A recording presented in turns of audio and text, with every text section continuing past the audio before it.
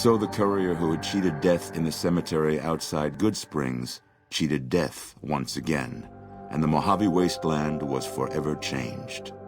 The courier, with the aid of Yes Man, drove both the Legion and the NCR from Hoover Dam, securing New Vegas's independence from both factions. With Mr. House out of the picture, the remaining Securitrons on the Strip were hard-pressed to keep order. Anarchy ruled the streets. When the fires died, New Vegas remained, assuming its position as an independent power in the Mojave. Preferring neither the best of the NCR nor the worst of the Legion, the courier was the man responsible for a truly independent New Vegas. He had removed Mr. House from power over the Strip and broken the influence of the NCR and Caesar's Legion in the Mojave wasteland. With little law left in the wasteland, the Booms continued to defend themselves against the prospectors and scavengers invading their territory. The Brotherhood used the Battle of Hoover Dam as an opportunity to retake Helios 1, and came to control the area between it and Hidden Valley. With no organized opposition, their patrols began monitoring trade along I-15 and 95, seizing any items of technology they deemed inappropriate. Veronica put her moral sensibilities aside and supported the Brotherhood's new campaign of aggression as best she could. Yet, deep down, she understood that it meant their end would surely be soon to follow. Fiends overran Camp McCarran during the Second Battle of Hoover Dam. In the anarchic months that followed, the Fiends asserted dominance over Outer Vegas. After the courier ensured New Vegas remained free, the followers found that independent Vegas was even more unstable and violent than before. Old Mormon Fort became excessively burdened by the influx of patients, struggling to provide even the most basic of services. Arcade was tending to the locals of Freeside when he learned that Caesar's Legion had been defeated, and NCR was being pushed out of New Vegas. Though he found that independence for New Vegas was not all he hoped it would be, Arcade did his best to help the locals govern themselves. With New Vegas's independence formally declared, Good Springs thrived.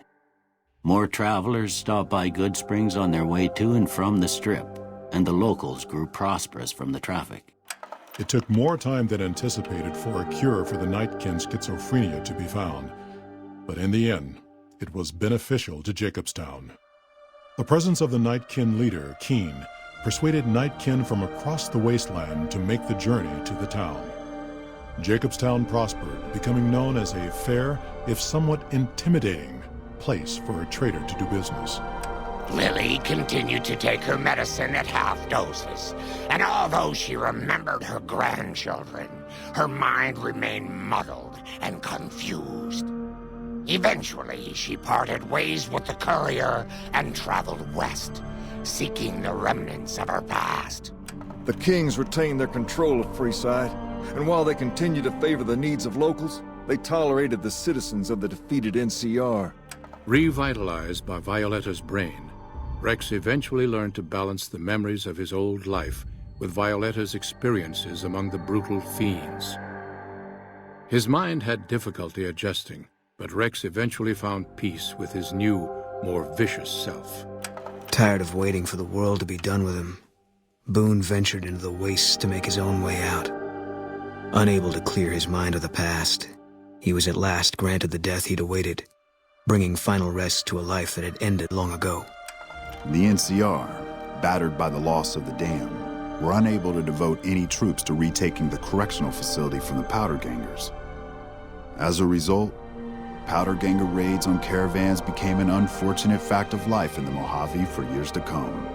Armed with a wide array of improvised explosives and stolen weapons, the Vault 19 Powder Gang tormented the Mojave wasteland for years. Citizens of the NCR were favorite targets, and they always suffered the worst fates. After Hoover Dam, Sheriff Myers runs Prim with his own style of frontier justice. He deals with most folks fairly, but now and then someone winds up dead with little to no evidence against them.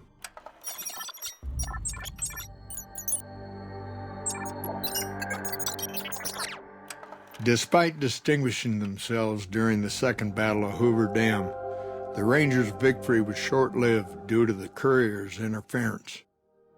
Chief Hanlon personally directed the evacuation of the Rangers to Mojave Outpost as they fell back into NCR territory.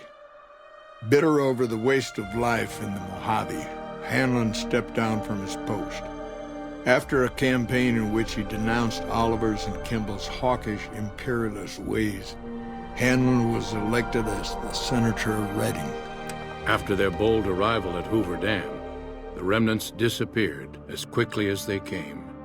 Legends of their power spread throughout the Southwest, a reminder of why people once feared the sight of vertibirds in the sky. And so the Courier's Road came to an end, for now. In the new world of the Mojave Wasteland, fighting continued, blood was spilled, and many lived and died just as they had in the old world. Because war never changes.